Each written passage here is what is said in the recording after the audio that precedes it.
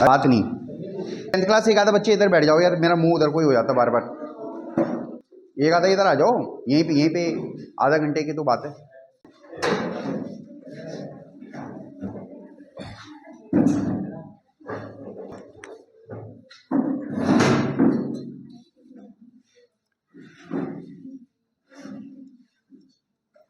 देखो, जो सवाल आपने पूछा वो ये पूछा है कि NaCl का मेल्टिंग पॉइंट ज़्यादा क्यों होता है। हालांकि मेल्टिंग पॉइंट है तो बॉइलिंग पॉइंट भी होगा उसका, वो बहुत ज़्यादा होता है, बट मेल्टिंग पॉइंट क्यों ज़्यादा होता है आया सन में। ठीक है, तो 10th के लिहाज से मैं बता रहा हूँ।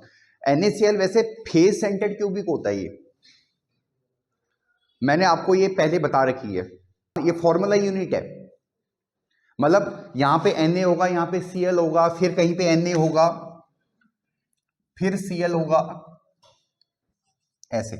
फिर ये समझ में आ रहा है, फेज सेंटर्ड क्यूबिक है ये। क्या है ये? Phase centred cubic. ये आपको 10th में नहीं करना है, बट आपको पता होना चाहिए। ठीक है, अब क्योंकि NaCl एक आयनिक कंपाउंड है। कैसा कंपाउंड है? आयनिक कंपाउंड हम किसको बोलते हैं? जो कंप्लीट ट्रांसफर से बनता है, इलेक्ट्रॉन के कंप्लीट ट्रांसफर से बनते हैं जो कंपाउंड। समझ में आ रहा है? ठीक है, वैसे अगर समझ में नहीं आ रहा तो देख लो, सोडियम की इलेक्ट्रॉनिक कन्फिग्रेशन ये मैंने आपको 9th में करवा रखी है बहुत डिटेल्स में। वो होती है 281, 11 इसका एटॉमिक नंबर है। समझ में आया? अब जैसे मैं आपको बोलता हूं कि हर कोई अपने एक संपन्न पड़ोसी के साथ कंपैरिजन करता है। आपके पेरेंट्स भी बोलते हैं ना कि ऐसे ही बनो करके, बोलते नहीं बोलते हैं? वैसे ही इसका दो संपन्न पड़ोसी हैं सोडियम के। एक कौन है? नियोन, एक उधर की साइड आर्गन। आर्गन बहुत दूर पड़ता है, तो ये नियोन जैसा बनना चाहेगा। कैसा बनना चाहेगा?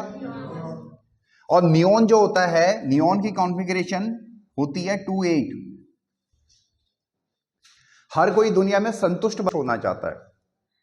समझ में आ रहा है? प्रकृति का नियम है ये। जैसे आपके पेरेंट्स बोलते हो फलाने जैसे बन जा, वो देख उस तेरा दोस्त क्या कर रहा है, तो ये प्रकृति का नियम है। तो वैसे ही यहां पे नियोन, यहां पे क्या है? कंप्लीट हो रखा है, उसकी इलेक्ट्रॉनिक कन्फिग्रेशन कंप्लीट है, उसे किसी चीज की जरूरत नहीं है। तो अब सोडियम क्या है? 281, तो एक इलेक्ट्रॉन ये लॉस कर देगा, तब ये नियोन की कॉन्फ़िगरेशन में आएगा। अब दूसरा क्लोरीन देखो, क्लोरीन का 17 होता है एटॉमिक नंबर, तो ये होता है 287।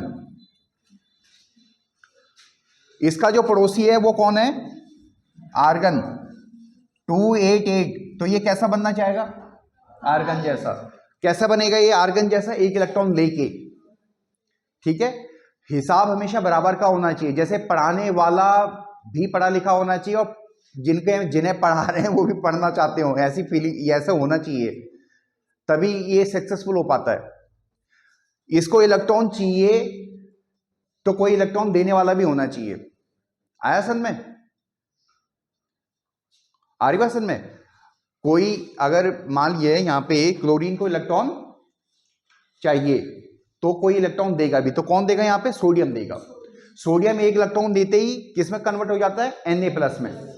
और क्लोरीन एक इलेक्ट्रॉन लेते ही किस में कन्वर्ट हो जाता है? Cl- में। तो ये कैसा बॉन्ड है? Na और Cl के बीच में आयनिक बॉन्ड है। कैसा बॉन्ड है? आयनिक बॉन्ड है। और इनके बीच में फोर्स ऑफ अट्रैक्शन इलेक्ट्रोस्टैटिक है। कैसा है? इलेक्ट्रोस्टैटिक है, और बहुत स्ट्रॉन्ग है। फोर्स ऑफ अट्रैक्शन कैसा है? बहुत स्ट्रॉन्ग है, क्योंकि प्योर चार्ज है। अगर ये पार्शियल होता तो इतना स्ट्रॉन्ग नहीं होता। समझ में आ रहा है? क्योंकि यहां पे फोर्सेस क्या हैं? वो चार्जेस क्या हैं? कंप्लीट हैं। और फोर्स ऑफ अट्रैक्शन क्या है? बहुत स्ट्रॉन्ग है, इसलिए इसका मेल्टिंग पॉइंट बहुत ज्यादा है। आया समझ में? NaCl का। ठीक है, फेज सेंटर्ड का मैंने वैसे बनाया नहीं क्योंकि वो उसकी डिटेल्स अलग है, वो फिर 11th क्लास में आप करोगे। 11th में भी नहीं में, वो 12th में है, और वो जेई में है। CBSE ने तो काट ही दिया उसको। समझ में आया? CBSE ने काट दिया उसको, जेई में हो।